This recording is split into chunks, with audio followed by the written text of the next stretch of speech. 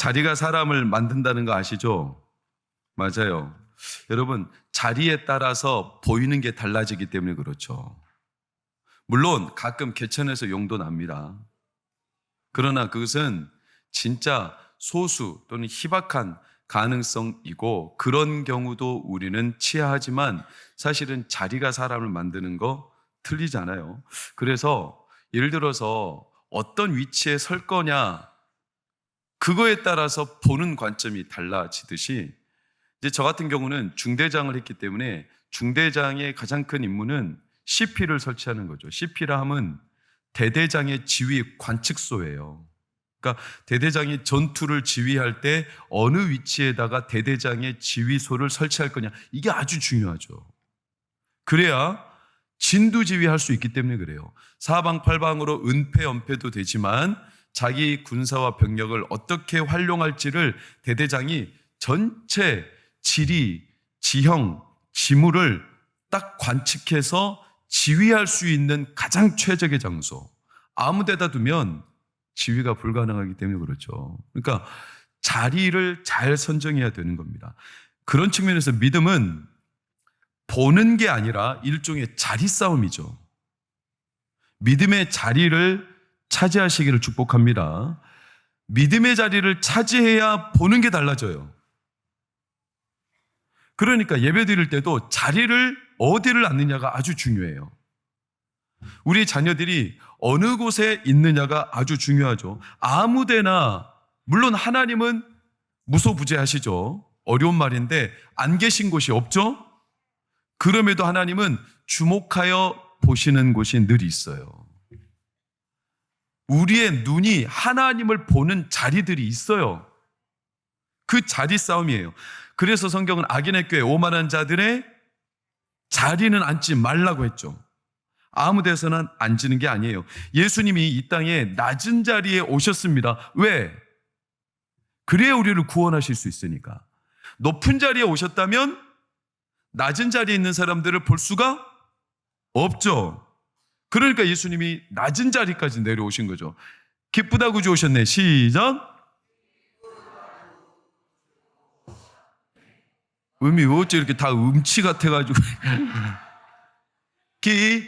기쁘다 구 시작. 그래요. 이게 음이 참 특이하죠. 음이 뭔 줄 아세요?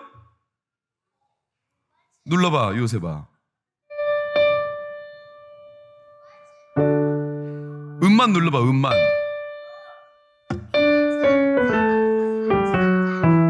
걔 이름이 뭐예요? 에? 그러니까 레부터 어디까지 가? 레까지. 쉽게 말하면 도시라 솔파 미레도, 한 음씩 떨어지는 거예요. 무슨 음일까요? 맞아요. 하나님이 위에서 아래로 내려오셨다는 거예요. 제일 높은 음에서 제일 낮은 데까지 내려오셨다는 거예요. 다들 안 믿으시는 눈치네. 이 Joyful to the World라는 노래가 실제로 위에서부터 아래로 음이 떨어지는 이유가 그 배경을 갖고 있다고 EBS에서 가르쳐 줬다니까요. 여러분, 아래까지 내려오신 이유는 그래야 낮은 자를 살피니까. 자리가 보는 거니까. 믿음의 자리에 서야 믿음의 눈을 가질 수 있으니까. 반대로 뒤집어 보면 내가 지금 보는 게 내 자리예요, 지금. 여러분에게 지금 뭐가 보이느냐가 뭘 반증하냐면 여러분이 앉아있는 자리를 뜻해요. 여러분이 지금 높은 곳이 보인다면 높은 데 앉아있는 거고, 여러분 낮은 곳이 보인다면 낮은 데 앉아있는 거죠. 그러니까 내가 지금 뭘 보고 있느냐, 그거에 따라서 내가 앉아있는 위치가 반증이 돼요. 오늘 다윗이 1절에 궁전에 거주했는데, 몸은 궁전인데 보이는 게 뭐였냐면 나는 백향목 궁에 거주하거늘, 그 다음 시작. 이게 참 이상한 거예요. 자기는 백향목경에 거주하는데 보이는 게 뭐냐면 하나님의 언약궤는 지금 휘장 아래 초라한 곳에 있다는 게, 이게 보이는 거예요. 이게 정확한 비교가 되려면 열왕기상 7장 1절 3절을 봐봐야 되는데, 그때 솔로몬이에요. 자, 솔로몬 보세요. 솔로몬이 자기의 왕궁을 13년 동안 건축했다고 그랬죠. 백향목궁이에요. 레바논의 백향목, 어마어마한 나무로 왕궁을 지었죠. 그러면서 그 안에 백향목 기둥, 그리고 금으로 금칠한 온갖 성전, 궁의 물자들이 있었고, 마지막 8절만 보면 그러면서도 바로의 딸을 위하여 궁을 지었다. 솔로몬은 백향목 궁에 거하고 있었어요. 다윗 때 백향목궁에 있었다는 말은 솔로몬 때도 다윗의 백향목궁이 있었다 없었다? 있었다는 거예요. 솔로몬이 백향목궁을 지은 이유가 자기에게 궁이 없어서 지은 게 아니고 이미 다윗 때 백향목궁이 있었고 그 어마어마한 궁이 있었음에도 솔로몬의 눈에는 뭐가 들어왔냐면 더 큰 궁이 눈에 들어오는 거예요. 자기가 백향목궁에 앉아 있는데 자기는 더 큰 궁을 짓고 싶어. 근데 다윗은 백향목궁에 앉아 있는데 뭐가 보여요? 여호와의 언약궤가 초라한 휘장 아래, 즉 천막 아래 있는 게 그게 보이는 거예요. 두 사람이 완전 대조적이죠. 똑같이 백향목궁에 앉아 있는데 한 사람의 눈에는 자기에게 더 큰 궁이 필요하다는 게 보이는 거고 한 사람의 눈에는 여호와의 언약궤가 초라한 곳에 있다는 게 보이는 거예요. 어떻게 이렇게 다를 수 있을까요? 왜냐? 보이는 게 그 사람이 앉아있는 자리거든요. 다윗은, 솔로몬은 일명 자기가 왕의 자리에 앉아있는 거예요. 그러니까 더 큰 궁을 짓고 싶은 거고 다윗은 하나님의 종의 자리에 앉아있는 거예요. 그러니까 여호와의 궤가 보이는 거예요. 앉아있는 자리가 달라요. 그래서 성전을 짓고자 한 거예요. 그게 언제 보였냐? 전쟁이 멈추니까 보이더래. 전쟁할 동안에는 몰랐어. 근데 멈추니까 솔로몬의 눈에 보였고 다윗의 눈에 보였어요. 자, 롯은 목축을 하며 이제 기거할 곳을 찾다가 아브라함과 조카 롯이 서로 어디에 기거할까 했을 때 롯은 어디가 보였죠? 소돔성이 보였고 아브라함은 어디가 보였죠? 하나님의 가나안 땅이 보였어요. 똑같은 곳에서 바라보는데 롯은 요단 동편을, 아브라함은 요단 서편을. 어떻게 이렇게 다를 수 있죠? 왜냐? 그 사람의 마음에 앉은 자리가 다르기 때문에 그래요. 사람은 제 눈의 안경이라고 그랬어요. 여러분 모나리자 아시죠? 모나리자 한번 볼까요? 모나리자가 진짜 신기한 그림이라고 사람들이 말하는 게 저는 잘 모르겠지만 그런 사설들이 있죠. 뭐냐면 보는 위치에 따라 모나리자의 웃음과 표정이 달라 보인다는 거예요. 장로님들 어떻게 보이세요? 비웃음, 비웃음, 비웃음. 권사님들 어떻게 보이세요? 슬픔, 슬픔, 슬픔, 슬픔. 얘네들은 내 말을 안 들어줄 것 같으니까. 지원아, 지원이는 어떻게 보여? 지루함, 지루함, 지루함. 지루함. 임광희 목사님은 어떻게 보여요? 편안함, 편안함, 편안함. 보는 위치에 따라서 모나리자의 표정이 달라 보인대요. 똑같은 그림인데 그게 되게 신기하다는 거죠. 그러니까 보는 거, 내가 지금 뭘 보고 내가 지금 눈에 들어오는 게 뭐냐, 이거에 따라서 자기의 위치가 판단될 수 있어요. 딸을 보는 시선이 다 달라요. 내 아들에게로 시집 온 딸을 뭐라고 하죠? 몰라요? 내 아들에게로 시집 온 딸을 뭐라고 하죠? 며느리라고 하죠. 며느리가 자꾸 내 집에 오더니 어머니 김치 많으시죠? 살림살이 이거 필요 없죠? 자꾸 가져가지 말라고 말은 못해. 그러나 속으로는 이 며느리가 도둑년인 거예요. 근데 놀라운 것은 내 딸이 시댁에서 물건을 가져오는 것은 예쁜 도둑인 거예요. 똑같이 가져오는데 자기가 앉아있는 위치에 따라 달라 보여요. 여러분 질문 드려요. 그럼 여러분 눈에 요즘 보이는 게 뭐예요? 여러분 눈에 거슬리는 게 뭐예요? 여러분 눈에 자꾸 반복적으로 들여오는, 그게 여러분이 현재 앉아있는 자리의 위치예요. 만약에 여러분이 눈에 들어오는 걸 가지고 단순히 내 눈, 왜 자꾸 이게 뭘까? 왜 자꾸 나한테 여러분, 그렇게만 판단할 게 아니에요. 내 마음의 자리가 지금 그 자리에 앉아 있다는 거예요. 그렇게 따지면 우리는 내가 앉아있는 자리를 충분히 어렵지 않게 판단할 수 있어요. 하나님이 다윗을 기뻐하시는 이유는 딱 한 가지, 마음에 합한 자라고 우리는 흔히 말하는데, 마음에 합한 자는 도대체 무슨 뜻일까? 여러 가지 의미가 있겠지만 가장 단적인 것은 뭐냐면, 다윗의 눈에는 항상 하나님의 자리가 보여요. 그게 다른 거죠. 여러분 같으면 어때요? 식탁, 어떤 모임, 떠들면 안 돼. 지금 누구야? 왜 떠들고 있어? 내 눈에 너희들이 보이는 이유는 지금 너희들을 사랑하기 때문이야. 한 번만 더 눈에 보이면 그때는 목사님이 예배 끝나고 뽀뽀할 거야. 그래. 그러니까 똑바로 드려. 떠들지 말고. 만약에 여러분이 어떤 식탁에 갔는데 내 자리가 마련되어 있다. 기뻐? 안 기뻐요? 기쁘죠. 여러분 어떤 모임에 갔다. 근데 여러분의 자리가 이미 마련되어 있어요. 기뻐요? 안 기뻐요? 기쁘죠. 여러분이 오랫동안 해외에 갔다 오거나 출장을 갔다 왔는데 여전히 교회 안에 자기의 자리가 마련되어 있다. 기뻐요? 안 기뻐요? 기쁘죠. 근데 한 주 빠졌는데 내 자리를 없애버렸어. 어때요? 기분 나쁘죠. 하나님도 똑같아요. 제가 우리 교회 교육자들한테 제발 6년, 그러니까 6개월, 1년 교회를 안 나와도 요람에 넣어놔라. 빼지 마라. 물론 행정적으로 정리해야 될 때는 있다. 그러나 하나님 아버지라면 자식이 집에 안 들어온다고 이름 지워버리겠어요? 호적에서 지워버리겠어요? 아니죠. 여전히 그 이름 놔두겠죠. 마찬가지죠. 하나님은 왜 다윗을 기뻐하셨냐? 다윗의 마음에는 항상 하나님의 자리가 있어요. 시간이 흘러도 그게 하나님이 참 기뻐하는 다윗의 마음이었죠. 그러니까 하나님의 자리를 늘 눈여겨보고 있어요, 다윗은. 그러니까 다윗을 리더로 세우신 거죠. 그래서 다윗에게 마음에 있는 대로 하나님이 행하시겠다고 하신 거예요. 너희가 내 안에 거하고 내 말이 너희 안에 거하면 무엇이든지 원하는 대로 구하라. 그리하면 이루리라. 마음에 하나님의 자리가 있냐? 단순히 소원을 말하는 게 아니에요. 그러니까 2절에 보면 마음에 있는 바를 모두 행하십시오. 다윗의 마음에 하나님의 자리가 있어요. 그게 늘 있어요.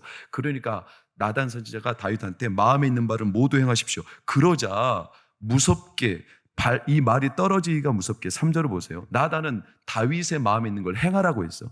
그랬더니 그 밤에 하나님이 빠르게 나단을 불러. 나단아 빨리 와. 내가 너에게 전해줄 말이 있어. 왜 그랬냐면 4절을 보면 빨간색 시작. 건축해라 하지 마라. 하지 마라. 다윗의 마음에 있는 것을 나단이 하라고 했어. 그럼 다윗의 마음에 있는 게 뭔데요? 성전을 건축하는 거였어요. 그걸 행하십시오. 나단은 기쁨으로 말해줬는데 문제는 말 떨어지기가 무섭게 하나님이 나단을 불렀어. 그리고 다윗한테 그 밤에 가서 말하라는 거예요. 왜? 지금 다윗에게 빨리 말을 전해야 다윗이 시험을 덜 받는 마음도 있을 테고 더 나아가서 이렇게 하나님의 응답이 빠른 거예요. 그래서 너는 내가 거할 집을 건축하지 못하리라 이렇게 말한 거예요. 여러분, 다윗의 마음에 있는 일을 하나님이 허락하셨어요? 허락하지 않았어요? 허락했어요? 허락 안 했어요? 다시 한번 계속 질문하는 건 틀렸다는 거예요. 허락했어요? 허락 안 했어요? 우리가 볼 때 허락 안 한 거죠. 그러나 허락하신 거예요. 다음에 다윗의 마음을 하나님이 받으신 거예요. 그랬기 때문에 그 증거가 뭐냐면 다윗은 시험에 안 들어요. 만약에 나를 내쳐버렸다. 나를 거절하고 매몰차게 무시했다. 그러면 다윗은 시험에 빠졌을 거예요. 근데 다윗은 시험에 안 들어요. 왜냐? 하나님의 자기를 향한 마음이 이미 응답이 된 거예요. 중요한 건 다윗의 마음에 하나님의 자리가 있었기 때문에 그게 이해가 되는 거죠. 하나님은 다윗에게 바로 말씀해요. 그 밤에 나단을 불러서 곧바로 수정, 개선, 이게 은혜예요. 여러분, 누군가가 내 마음에 있는 바를 받고 알고 수정, 바로 개선해 준다면 이게 얼마나 위대하고 놀라운 은혜입니까? 여러분, 제가 금요철야 때 말씀드린 적이 있어요. 은혜가 뭐라고요? 40절에 말씀, 은혜는 뭐라고요? 하나님이 주인공이신데 그것을 서술형으로 풀어서 말하면 뭐라고요? 하나님이 하셨다. 이게 은혜라고요. 내가 하는 모든 일들, 모든 선택, 결과에 대해서 내가 볼 때는 아닌 것 같고, 내가 볼 때는 실패고, 내가 볼 때는 진짜 망가졌는데도 불구하고 하나님이 그 일을 책임지시는 거예요. 하나님이 하셨다. 나는 망가뜨렸는데 하나님이 하자보수 다 망치신 게 아니라 하자보수까지 행하시는 거예요. 아브라함이 선택을 했어요. 뭐를? 이삭을 죽일 거냐 말 거냐. 아브라함은 뭘 선택했죠? 죽이기로 선택한 겁니다. 아브라함이 선택의 기록 가운데 그래, 이삭을 죽이자 하고 칼을 들었죠. 죽이는 실용이 아니에요. 진짜 죽이려고 칼을 내리쳤습니다. 그때 하나님 막으셨죠. 히브리서 11장 19절을 보면 아브라함이 어떤 생각으로 이삭에게 칼을 들었냐면, 빨간색 시작. 아브라함의 생각은 이거였어요. 내가 죽여도 다시 이삭을 살릴 거다. 이거는 틀린 답이에요, 맞은 답이에요? 이거는 하나님의 입장에서는 누구나 살릴 수 있기 때문에 맞는 것처럼 보이지만, 하나님은 애초에 이삭을 죽이려고 했어요, 안 죽이려고 했어요? 안 죽이려고 했어요. 그러니까 틀린 답이죠. 근데 아브라함은 그 틀린 답도 하나님의 뜻인 줄 알고 행하려고 했어. 그랬더니 곧장 하나님이 수정하시죠. 막아버려요. 은혜죠. 내가 어떤 선택, 어떤 결과를 맞이하느냐가 때로는 잘못된 길일 때가 있어요. 하나님 오해할 때가 있죠. 근데 은혜는 뭐냐면 하나님이 하셨다. 하나님이 내가 잘못된 선택을 했는데도 하나님 막으셔요. 그날 밤에 곧바로. 왜? 그 사람의 마음에 하나님의 자리가 있기 때문에. 이게 은혜예요. 야곱이 도망가려고 할 때 하나님이 마지막 순간에 야복강가에서 테테브를 치시고 막으셨죠. 은혜죠. 요셉은 창세기 50장 19절 20절을 보면, 나는 이게 내 인생이 망가진 줄 알았더니 하나님이 당신들이 나를 악하게 해하려고 했으나 그것마저도 하나님이 뭘로 바꿨다? 선으로 바꿨다. 하나님이 다 행하셨다. 그러니 내가 하나님을 대신할 필요가 없다. 하나님이 하셨다. 여러분, 이게 얼마나 큰 은혜입니까? 만약에 내가 선택한 대로 모든 책임을 내가 져야 된다. 얼마나 무서워요. 얼마나 살떨려요. 여러분의 선택에 따라 자녀들의 인생이 성공할 수도 있고 실패할 수도 있고, 여러분의 선택에 따라 여러분의 기업과 운영하는 회사가 폐가 망신할 수 있고 번영할 수도 있다. 오늘 내가 어떤 선택을 하느냐에 따라서 내 삶이 천국과 지옥을 왔다 갔다 한다면 얼마나 두려운 일입니까? 근데 하나님의 자리가 마음속에 있는 사람은, 하나님이 은혜를 베푸는 사람은, 하나님이 하셨다고 말하는 사람은 때로 실수를 하고 때로는 하나님을 오해해서 잘못된 선택을 해도 하나님이 그 순간 개입하시고 막으시고 하나님이 그 삶을 개선하고 수정하셔서 하나님이 가장 좋은 길로 바꾸십니다. 그래서 그걸 은혜라고 하는 거예요. 여러분, 우리 삶을 얼마나 많은 선택을 합니까? 그렇죠. 가정에서도 얼마나 많은 선택을 합니까?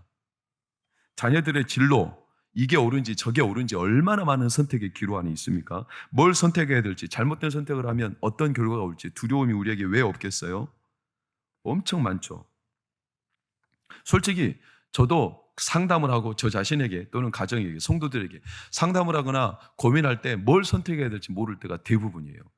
10가지 중에 8가지는 저도 뭘 선택해야 될지 모를 때가 많아. 가장 좋은 답은 하나님이 어떤 길이든 합력하여 선을 이루실 테니까, 이렇게 말은 하지만 정작 저도 그렇게 말해놓고 그 사람에게 가장 좋은 길을 선택하라고 말해주지 못하는 제가 무능하게 느껴질 때가 있어요. 근데 솔직히 말하면 잘 몰라. 뭐가 가장 좋은 선택일지. 저는 지금 솔직히 제 개인적으로도 항암을 계속 하는 게 좋은지 안 하는 게 좋은지 이것도 잘 모르겠어. 솔직히 늘 선택의 기로예요. 그러나 저는 믿음은 분명히 있어요. 뭐냐? 하나님이 항암도 주신 치료라고 저는 믿기 때문에 하는 거예요. 부작용이 보이면 마음에 두려움이 있지만 그래도 믿음이 있어요. 그래서 선택하죠. 내가 때로는 부족한 선택을 했을지라도 하나님이 은혜로 덮으신다. 이 은혜와 믿음이 없으면 저는 용감하게 살 수가 없어요. 아니, 못 살겠어요. 지난 금요 철야가 끝났잖아요. 이틀 전에. 금요 철야 끝나고 제가 최대한 빨리 집에 올라갔죠. 왜? 이번 주 금요일, 토요일은 간병인 선생님 못 오셨어요. 강민수 선생님이 어깨가 좀 많이 아파가지고 오늘은 오셨는데 금토는 못 오셨어. 그러니까 철야 오기 5분 전까지 간병하다가 옷 갈아입고 철야 와서, 그때 제가 좀 해롱해롱 했을걸요. 제가 뭔 말하는지도 잘 몰라 솔직히. 왜냐하면 엄청나게 고단하게 하다가 왔고 끝나자마자 올라갔어요. 일이 터졌더라고. 일이. 뭔가 체원사모 몸 안에 있는 장치 기구가 뭔가 틀어졌는지 이불이 흥건히 젖었더라고. 뭔지는 몰라요. 몸 안에서 뭐가 빠져나왔는지. 그래가지고 철야가 끝나자마자 무섭게 11시 10분인가 병원에 후다닥 응급실로 달려갔죠. 지금 뭔가 일이 잘못됐어. 그러면서 온갖 후회가 막 밀려오는 거 아십니까? 이번 주 간병인 선생님이 못 온다고 했으면 욕심 부리지 말고 이럴 때는 금요철에 좀 부교육자들한테 맡길걸. 근데 그것도 제가 선택의 기로, 이걸 해야 되냐 말아야 되냐, 하는 게 과욕이냐 안 하는 게 게으름이냐, 이 선택의 기로가 작든 크든 언제나 오죠. 그런데 문제가 터지니까 괜히 한다고 해가지고 차라리 맡길걸. 그럼 좀 편하게 안 해도 간병도 하고, 그날 밤만큼은 그렇게 위기 없이. 그래서 응급실 갔어요. 응급실에 갔는데 놀라운 건 뭐냐면 그것도 다 하나님의 은혜예요. 터질 게 터져서 그걸로 인해서 체원사모 몸 안에 있는 모든 것들을 검사하고 아무 이상 없이 오히려 더 좋아져서 돌아왔어요. 은혜요, 은혜.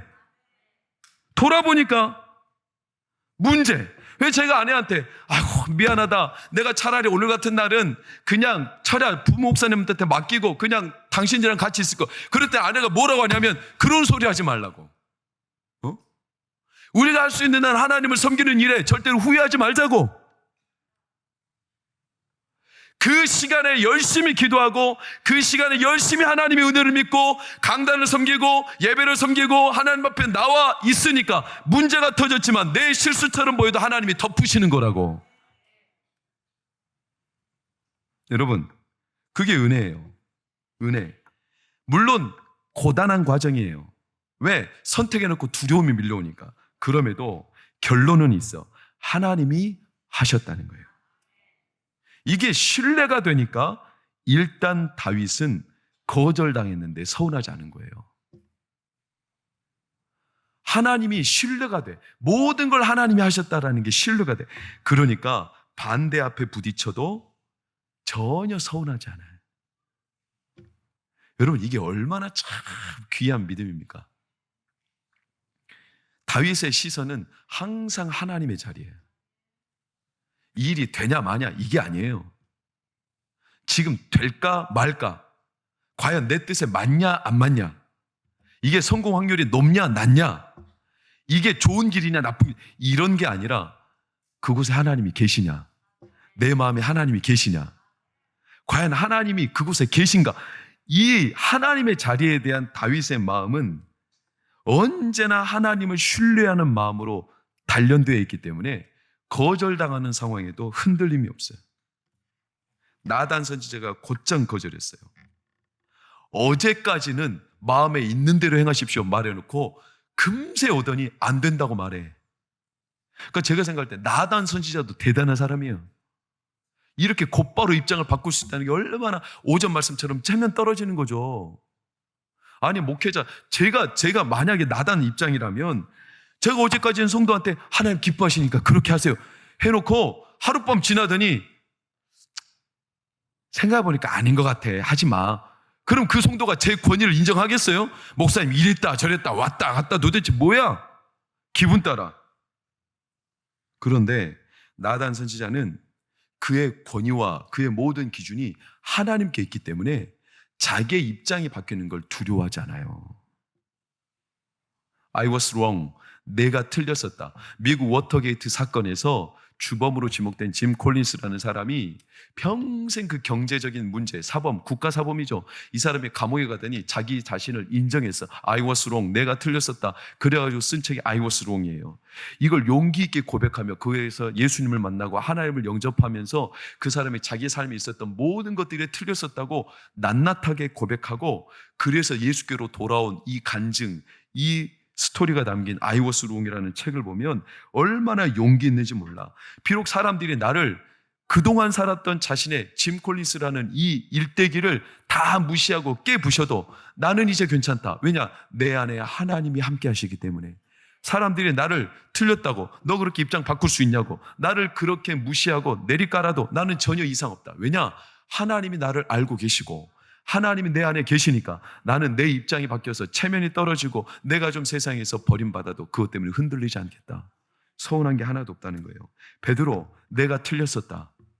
자기는 자기가 맞는 줄 알고 예수님 끝까지 부인하지 않겠다 했는데 3번이나 부인하면서, 그런 베드로의 자존심, 나 같으면 예수님 다시 만나러 갈 수도 없어. 그런데 베드로는 예수님 만나러 또 가요. 왜?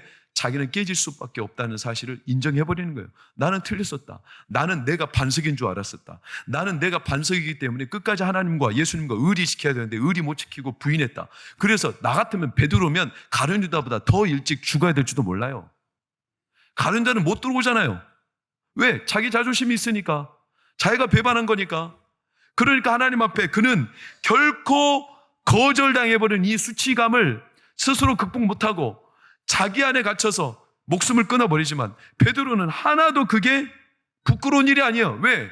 나는 하나님 앞에 나는 흔들릴 수밖에 없다는 것을 이미 인정하고 내 안에 하나님의 계심을 그가 알게 되었을 때 그는 다시 예수께로 돌아오죠.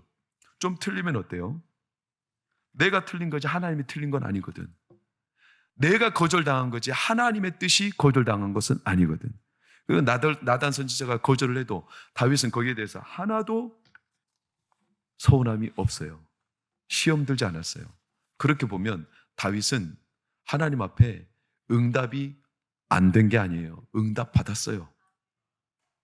분명 응답을 받았어요. 오히려 더 확고해졌어요. 그가 하나님이 함께 하시는 사람이라는 게. 여러분, 요즘 여러분 눈에 들어오는 게 뭡니까? 자꾸 눈에 거슬리는 게 뭡니까? 여러분의 눈에 자꾸 반복적으로 들어온, 그게 여러분과 저의 자리입니다. 뭘 보고 있는지가, 눈에 뭐가 들어오는지가 제가 앉아있는 자리입니다. 여러분, 하나님이 여러분의 자리에 함께 하시기를 바랍니다. 하나님의 자리가 보이기를 바랍니다. 일상 속에서 똑같은 자리에 있지만 하나님이 계시는 곳이, 하나님이 내 안에 계신지, 하나님이 우리 가정에 계신지, 그래서 은혜로 나를 항상 덮어주시는 하나님의 이 은혜에 대한 확신이 있기를 축원합니다. 유리조각이 산산조각 나도, 깨진 유리조각 봐봐요. 이렇게 생겼어요. 어떤 학교, 미국 매사추세츠인가? 거기에서 유명한 대학교에서 한 교수님이 학생들한테 유리병을 나눠주더니 유리병을 색깔도 칠하고 예쁘게 꾸려요. 그래서 굉장히 예쁘게 만들었어요. 유리병에다가 자기의 모든 정성을 담아서 유리병을 장식하고 진짜 예쁘게 꾸몄는데, 한 2시간쯤 지나서 자기가 만든 유리병을 소개하고 인터뷰한 다음에는 그 다음에 봉투를 하나씩 나눠주더래. 그리고 유리병을 담으래. 그리고 뭐 하냐면 나무 망치를 하나씩 나눠주더니 깨래. 아니 이걸 왜 깨냐고, 이렇게 정성스럽게 예쁘게 만든 유리병을. 학생들이 의아한데 교수님이 깨라고 하니까 싹 다 깼어. 그래가지고 유리병이 이렇게 산산조각 나버렸어요. 그렇게 예쁘게 장식한 병도 깨지고 나니까 볼품없어. 실패작이죠. 그 다음 봐봐요. 이렇게 깨진 유리 조각들. 그런데 그 교수님이 이 유리 조각들을 한 병에 담더래. 마지막 사진 한번 띄워봐요. 한 병에 담더래. 그랬더니 놀라운 거 있죠.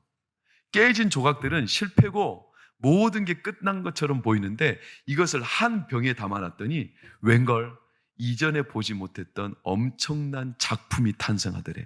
여기에 빛을 비췄더니 온갖 다채로운 빛이 사방팔방으로 퍼지는데, 이거는 병 하나로 꾸몄던 빛으로는 만들 수 없는 형형색색의. 그러면서 말씀하시더래. 우리 인생은 언제나 실수가 반복되고 언제나 깨지고 언제나 잘못된 선택 앞에 무너질 때가 있지만, 깨진 우리 삶의 조각들을 하나님이 예수 그리스도라는 질그릇 안에 담으시면 이전과 전혀 다른 차원의 새로운 창조물이 된다. 사랑하는 여러분, 오늘 저나 여러분을 하나님이 부르신 이유는 우리 삶에 깨진 조각들을 하나님께서 예수 그리스도 안에 담아내시려 함입니다. 그러니 너무 두려워하지 마세요. 그리고 우리 삶의 자리에 하나님이 계신가? 내가 주목하고 있는 게 뭔가? 이 눈이 회복되기를 축복합니다. 우리 중등부학생들, 우리 어제 성경고사, 성경암송대회 치른 학생들, 우리 사랑하는 성도님들, 언제나 우리 교회에는 이런 시각이 끝나지 않기를 바랍니다. 하나님의 자리가 있는가? 그렇다면 하나님은 우리의 어떤 기도와 어떤 간구라도 응답하십니다. 내 말이 너희 안에 있고 너희가 내 안에 거하면 무엇이든지 원하는 대로 거라. 그리하면 이루리라. 이 확신과 은혜로 덮어가시는 하나님을 신뢰하며 하나님 앞에 저나 여러분의 삶이 더 다채롭게 형형색 색깔을 내는 하나님의 훌륭한 창조물이 되기를 예수 이름으로 축원합니다. 기도하겠습니다. 고맙습니다.